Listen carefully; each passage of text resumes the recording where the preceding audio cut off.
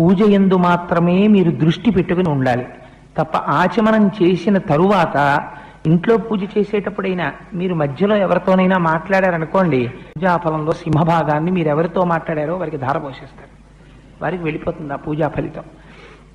అందుకని పూజ చేసేటప్పుడు మాట్లాడకూడదు. ఋషులు ఎక్కడికక్కడ మనకి ప్రాయశ్చిత్తం చెప్పారు.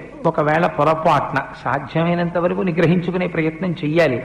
తెలియక ఒక తుమ్ము వచ్చేసింది అనుకోండి, ఏం చేస్తాం? ఆగుతుంది ఆ తుమ్ము. అందుకని అలా బెంగెట్టుకోక్కర్లేదు.